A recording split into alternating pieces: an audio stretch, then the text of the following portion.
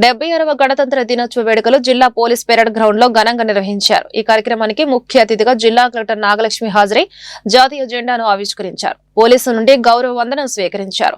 ఈ సందర్భంగా కలెక్టర్ మాట్లాడుతూ ఎందరో మహానీయులకు ఈ జిల్లా నుండి నాడు స్వతంత్ర ఉద్యమంలో త్యాగాలు సేవలు అందించిన వారికి జోహార్లు అర్పించారు. ఎందరో మేధావుల కృషి వలన రాజ్యాంగం రూపొందింది అన్నారు. మన దేశం ప్రజాస్వామ్య లౌకిక స్వామ్యవాద సర్వసత్తాక గణతంత్ర రాజ్యంగా ఏర్పడిందన్నారు. ఈ సందర్భంగా అందరూ అంబేద్కర్ ను స్మరించుకోవాలి అన్నారు. జిల్లాలో వివిధ శాఖల్లో జరిగిన సంక్షేమం అభివృద్ధి గురించి తెలియజేశారు. మహనీయులకు ఈ సందర్భంగా నా జోహార్లు. మన జిల్లాకు చెందిన స్వాతంత్ర సమరయోధులు ఎన్నో త్యాగాలు ఎనలేని సేవలు చేశారు. వారికి ఈ సందర్భంగా నివాళులు అర్పిస్తున్నాను. ఎందరో మహనీయులు మేధావులు కృషి వల్ల భారత రాజ్యాంగం రూపొందించబడి 1950 జనవరి 26వ తేదీ నుండి అమల్లో వచ్చింది. ఈ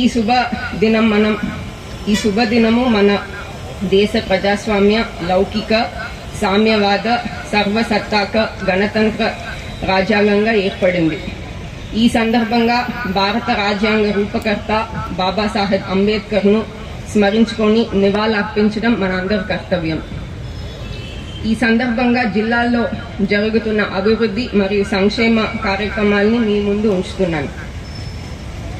వ్యవసాయ శాఖ జిల్లాలో ఖరీఫ్ సీజన్లో 2,15,000 ఎకరంల సాగు విస్తీర్ణంను ఈ పంట యాప్ ద్వారా నమోదు చేయడం జరిగింది.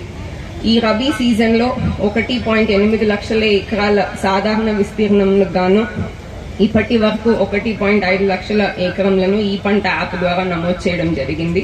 1.2 లక్షల మెట్రిక్ టన్నుల ఎరువుల సరఫరా చేయడం జరిగింది.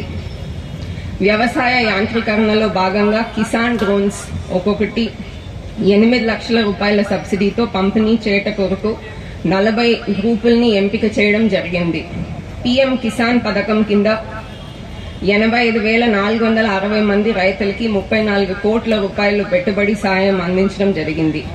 2024 సెప్టెంబర్ మాసం కురిసిన భారీ వర్షాల వల్ల పంట నష్టపోయిన 24,589 మంది రైతులకు 43 కోట్ల రూపాయలు పెట్టుబడి